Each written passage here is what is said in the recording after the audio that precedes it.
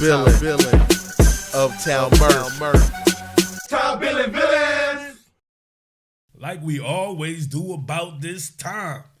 And like it always happens about this time, your boy Jersey Murph sick with allergies again right before the draft, but we must trek on because, man, this shit is about to be lit. Come on, man. We done talked about, maybe 20 different possibilities for the Seattle Seahawks throughout the draft. And the consensus that I'm coming to is there are a lot of smart fans out there, right? A lot of the smart fans want the Seattle Seahawks to concentrate on both interior lines of scrimmage.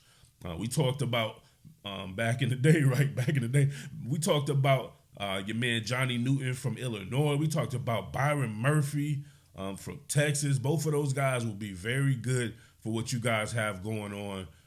Putting them with Leo Williams and Jaron Reed and Draymond Jones, right? We also talked about you people's love affair of edge players. And I personally don't believe you guys should go edge player with the 16th pick. Anything you want to do and later on the draft is fine with me. I think with that particular pick, you need someone who's an immediate impact guy this year if you guys are looking to shock the world and really do what your roster is capable of doing, if you get what I'm saying with that. So guys like Chop Robinson and Jared Verse and all these guys, while they may be an upgrade to the back half of your edge player roster or your edge player room, really an upgrade over Uchenna Nwosu, right? An upgrade over Boye Mafe, everything that I said, man. That guy can really get after it in both the run game and the pass game. He is well-rounded. You just drafted Derek Hall with the second pick, or second round pick, right, last year, and being able to further his development. You have a guy like Levi Bell, right? Isn't he on the roster?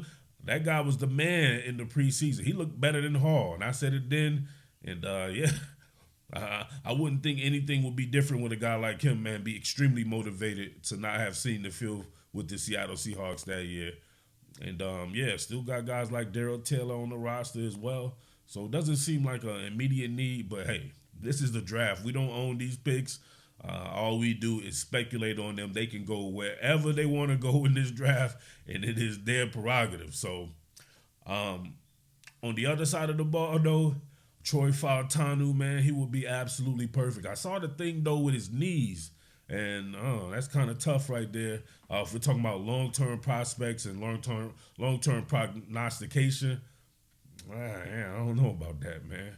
But, of course, there are other guys out there, depending on how you want to go with that. But to me, that's the way to go there. And if not that, maybe a trade back targeting a linebacker. You just never know how that go. Off-ball linebacker, I should say. Man. Seattle doing a really good job with his personnel, your man John Schneider, to where there aren't that many holes there. There are some holes, like on both lines of scrimmage, but not somebody that you think that would have to start right away. I'm trying to think. Yeah.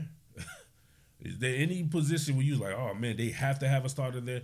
Definitely could use a starter at one of those interior guard spots, but there are guys on the roster that they went and got out, or they went and digged out there that should be fairly serviceable at the very least. No wide receivers. Don't need more running backs. Don't need more cornerbacks. Maybe somewhere in the back end there, if you wanted to look at a cornerback, a safety, somewhere in the back end as well, maybe the third round.